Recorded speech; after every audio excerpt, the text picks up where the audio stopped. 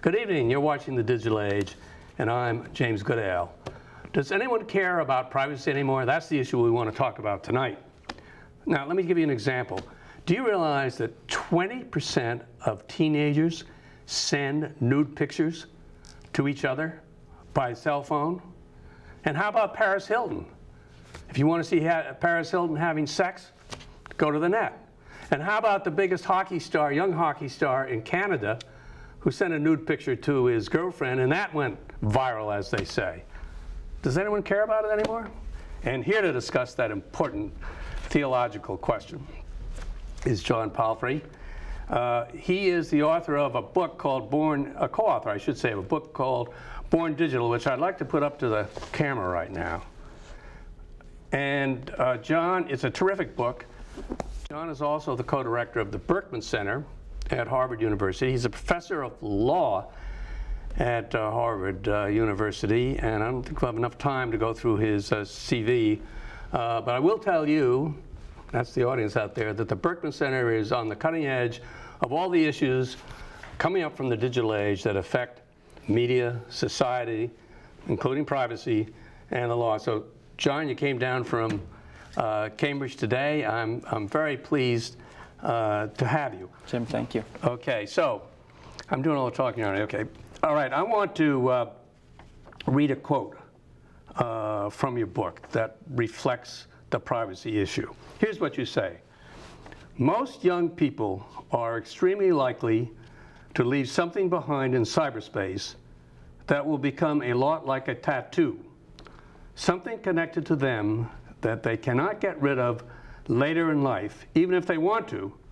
without a great deal of difficulty. Now, the reason I talked about the Canadian hockey star and Paris Hilton, those were probably, I have to assume, private videos, but they become viral, and that's a theory, that's a point, I should say, of fact that you explain. How does this tattoo happen?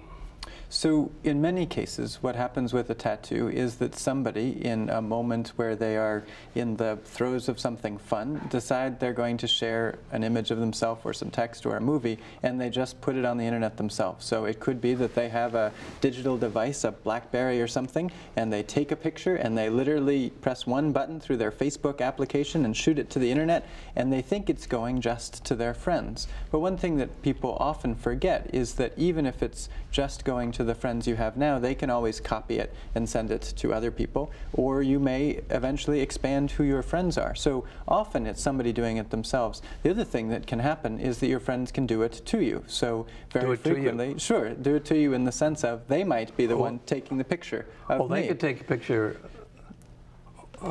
So the possibility is you're at a party. This is a common theme, one that you brought up, and lots of people are having fun, and they take a picture of several people doing something, and they also upload it to a social network or send it by email. But in this case, they might tag it, and they might say, that was Goodale over there, and that was so-and-so here, and somebody else here. And so when someone else goes to the internet, they can see this picture that the third party, your friend or former friend in some cases, has put on the internet and identified as you. So there are lots of ways it can get there. But is this something that we should worry about? I should say that your book, Born Digital, is talking about how the impact of the net affects young people who are the very younger generation, what teenagers and younger. But it's fair to say also that the issues that are raised there are here for all of us. So why should young people, or maybe even all of us, worry about the viral character of the pictures or whatever? Thank you for putting it in the frame of not just about young people, because though this book is targeted at young people as the subject, not necessarily the audience, we're looking at primarily people we call digital natives, those born after about 1980. those who have access to these technologies. And it's important to note that 1 billion out of 6.6 billion on the people on the planet have access to technology. So there are a whole bunch of people who don't. Say that again? Only about 1 billion out of 6.6 billion people on planet Earth have access to these technologies. So we're talking about the privileged in that sense.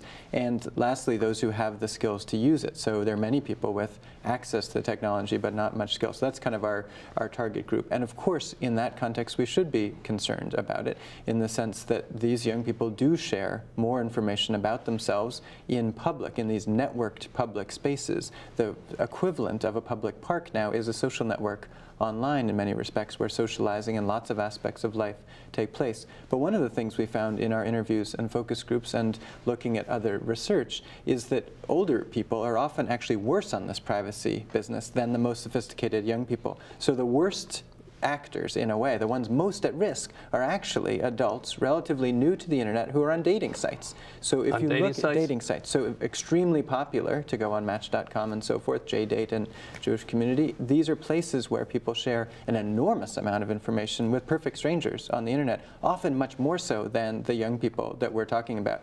So within young people, there's a range of sophistication, as you might imagine. People who first get on the net and share enormous amounts of information, and those who spend more time on it get more sophisticated, actually get somewhat better at constraining what they're sharing and how they do it. So we should worry, I think, for all of us, that it's possible information that you have about you that you end up sharing, and you don't mean to share it with everybody and then later do, but it doesn't mean that you have to, it's not only for young people that we should have this worry.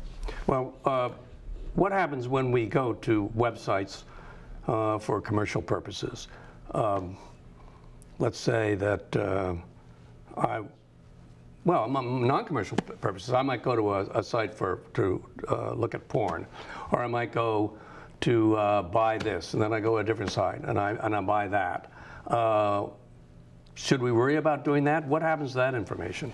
Sure, we should worry in a very general sense. So one of the arguments that we make in this book is that we haven't yet seen the effect, the aggregate effect of sharing so much information about ourselves in so many different ways over a very large number of years. So any of us who live our lives partly online and do our shopping there, we look at websites, as you noted, we do a lot of our social things there, we share information about our whereabouts and so forth online. We have never figured out what's going to happen if some of these things start to get connected.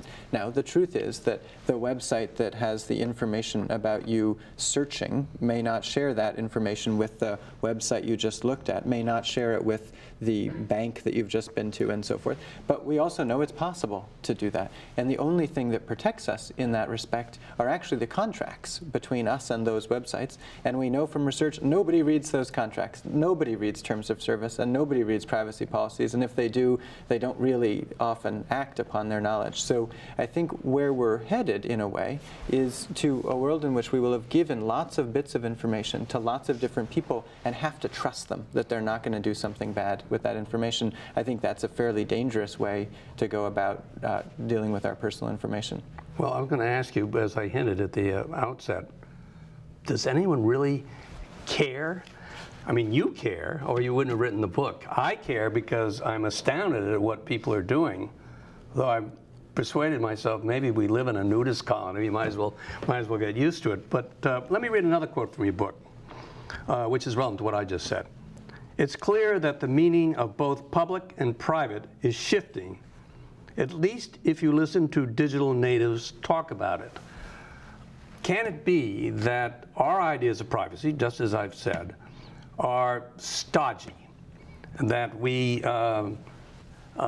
prize our nudity, we prize our medical records, we prize where we shop, though we probably shouldn't prize so much where we shop, because we shopped for years before there was a net and people could find us. And that we're all up in arms about it, but the digital natives don't give a damn.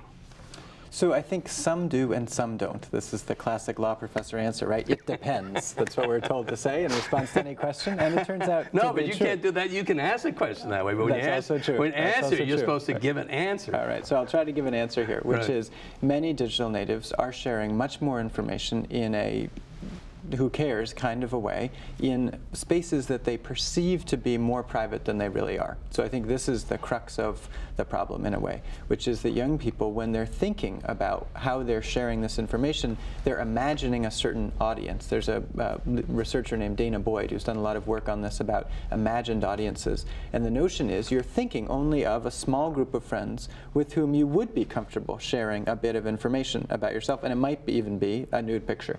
But what you don't think of is the fact that that picture, once in a digital form, is extremely easy to copy or to share, and in fact, it's going to be likely that someone would want to because it's exciting and it adds to the fun of things. So I think that there is an extent to which, for many young people, they're not thinking ahead to the consequences of what they're doing.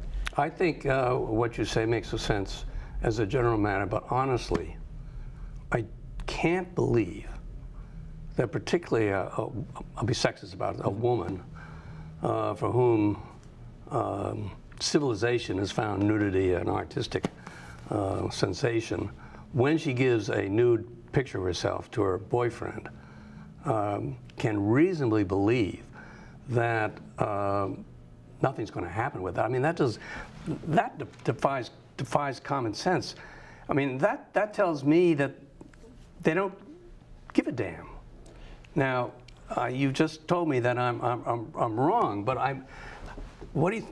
Do I have a point? Do I have a point or not? You have a point, which is that at this point, everyone must know that digital information gets around, right? There is some extent to which we're all on notice. We have constructive notice in lawyers' terms that when something is a digital image or photograph or file or movie or whatever it is, that it gets around. Likewise, recording companies have to know this too, right? You put some file on the net and lots of people download it for free and without paying for it. Likewise, a movie.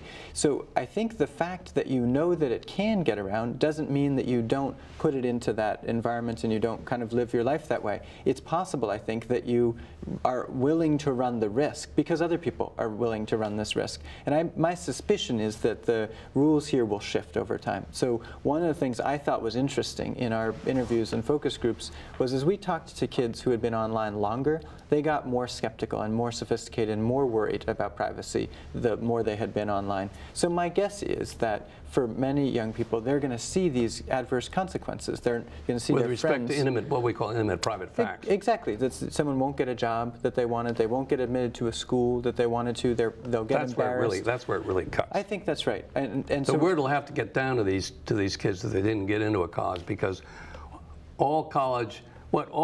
Do all admission officers, you're a part of academia, do they go right to Google to figure out whether there's any background with respect to an applicant? That's a good question. There's a lot of discussion about this at the admissions conferences and so forth. Should you do it, right? Yeah, what do they do? My sense is that they don't, generally, in the sense that they have a certain record that they base it upon. But in any event, you have to run the risk that that could be so. And when I talk to a young person about this, and I've talked to lots in schools since doing this book, I say you have to realize that anything you put in a digital format, especially that you put online or send in an email, could be on the front page of the New York Times tomorrow. What do they say?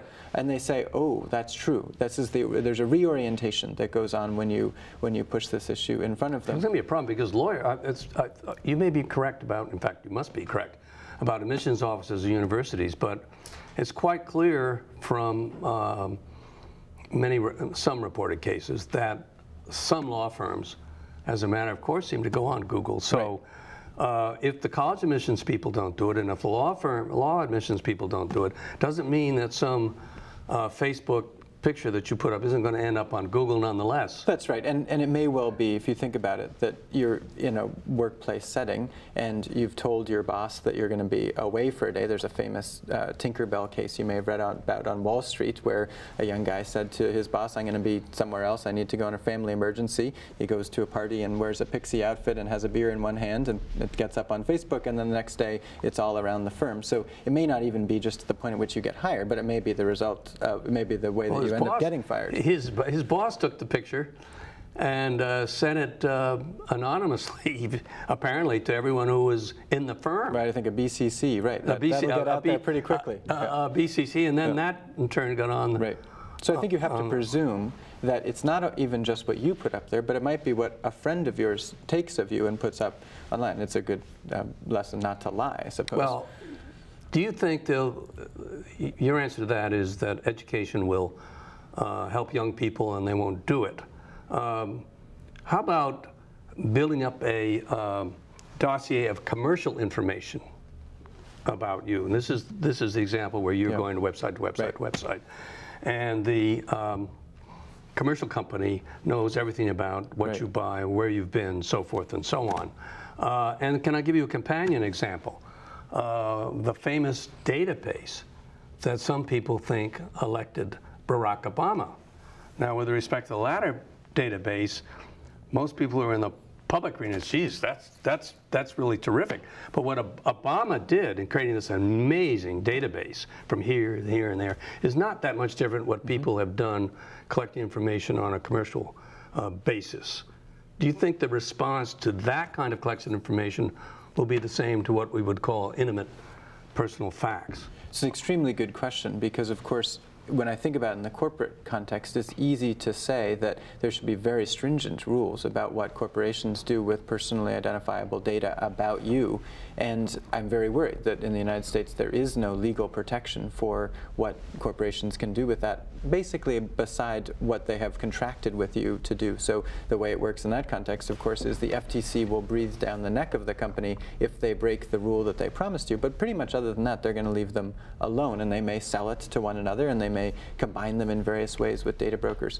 In the context of politics, I think we saw for the first time the immense power of a huge relational database that has lots of information about voters and volunteers and so forth, which absolutely helped elect a candidate, and where, again, you don't have very substantial rules around what should be done about it. So I actually think that one way to think about this from a legal perspective is to say it's not so much about the collection. It's going to be very hard to stop the collection of information, particularly in a web world as we're leading our lives in a digital age this way. But I think you can set rules about what you do with the information once you have it, so that you can use it as an entity, whether you're the Obama campaign or you are ChoicePoint, one of the big data brokers, or you're Google. But I think we need to think about it as how do you regulate the usage and reusage of it rather than just the collection. Let's come back to that, because while we're laying out the problems, we would certainly want to lay out some of your solutions, and whether law can be a solution to this problem, as indeed other problems in Born Digital. And you can make an argument that the net is a dangerous place for this and that reason. Let's just put that aside for a moment and come to something that's current under the Obama administration. Obama has got a stimulus package which has a provision in it for digitalizing medical records. Most people believe that if the other 80% of doctors would digitalize the records, as indeed the other 20% has, there's huge productivity in there, and you can reduce medical costs. But most people who have looked at his suggestions say, well, how about the privacy concerns? Now, this is yet another area of privacy which is a little different than the first two about which we talked. And I guess the first question to you is, I think that maybe the answer is obvious, do young people care? Do you care? Does everyone care about the privacy of their medical records?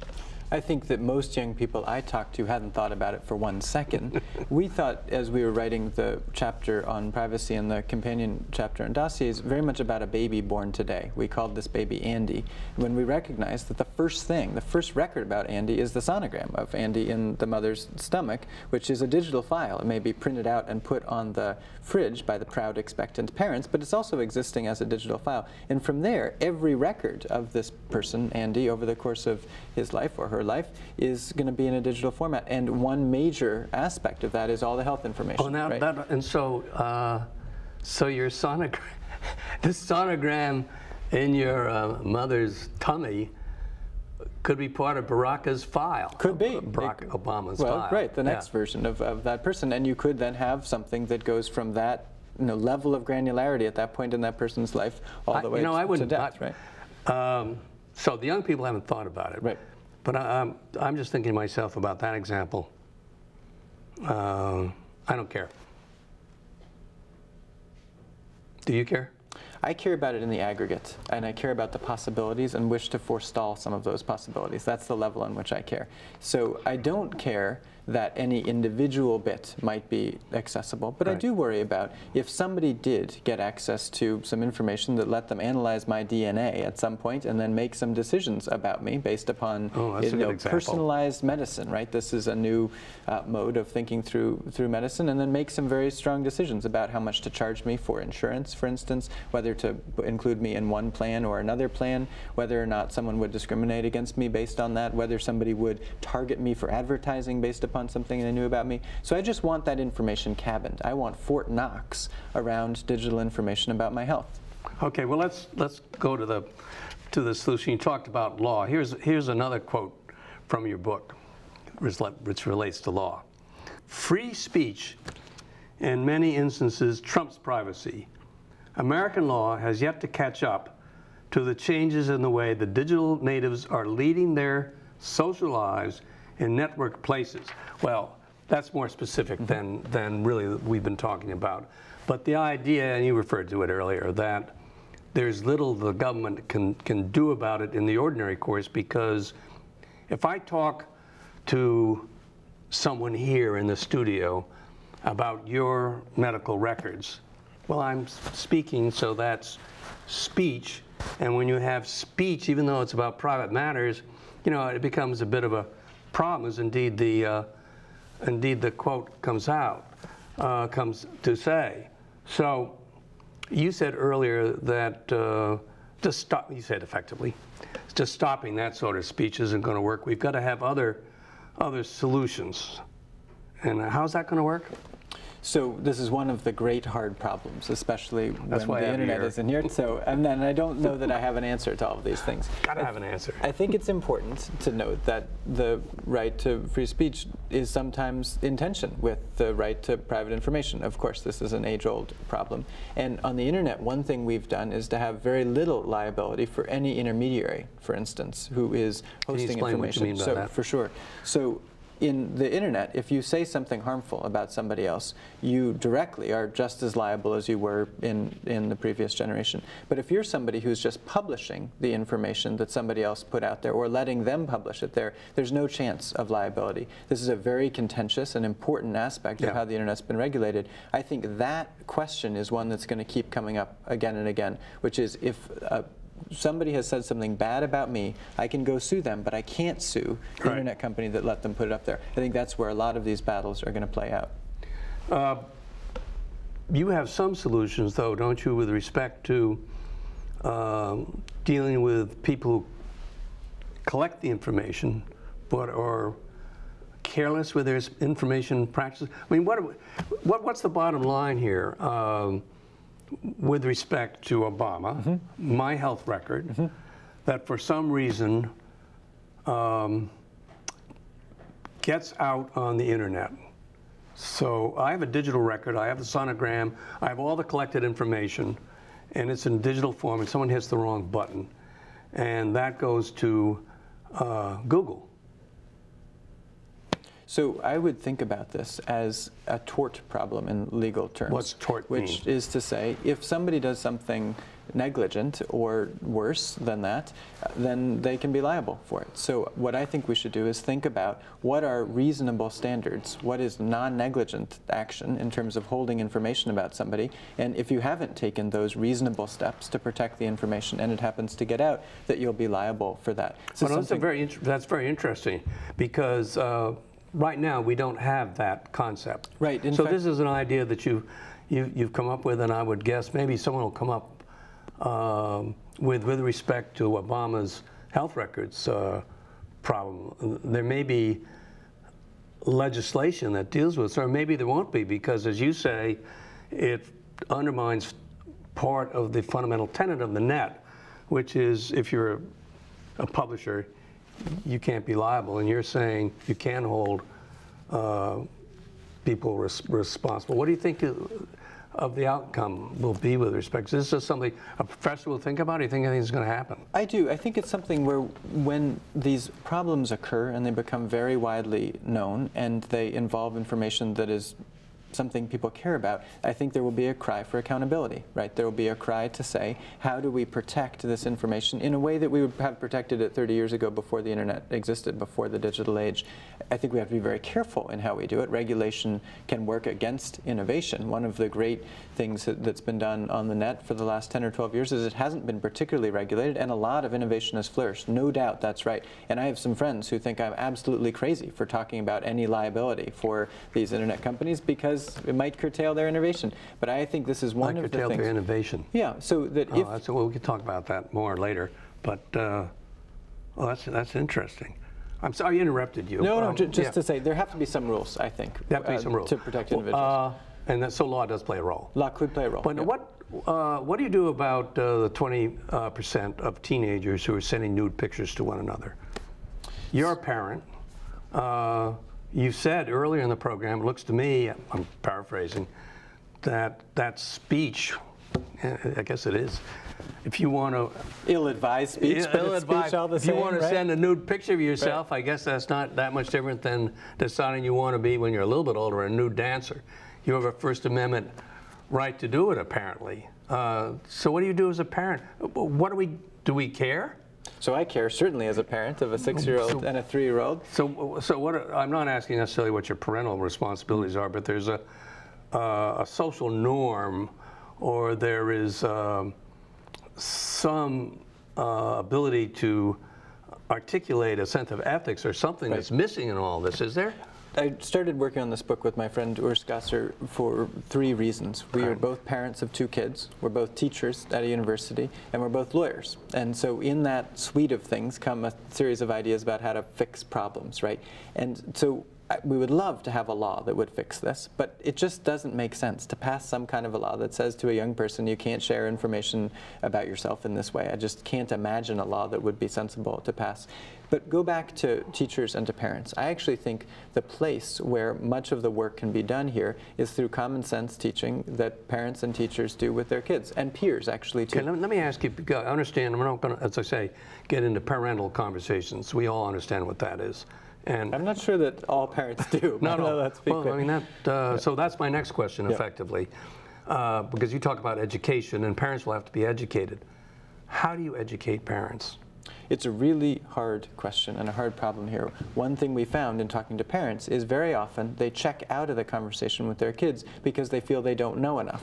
And the most common response is one of 2. It's either they put their head in the sand and say, you know, we'll just pretend like they're not doing it, or they'll try to ban it. And the banning with older teenagers does not work. So maybe an answer is the schools have got to do something with respect to digital. The schools absolutely have to. And I think there's I think that there's a conversation that will help parents. So here's the question.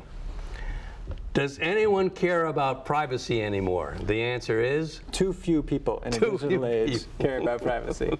John Palfrey, thank you very much for coming by. Jim, thanks for having me. And thank you for coming by. Come by next week and learn more about the digital age.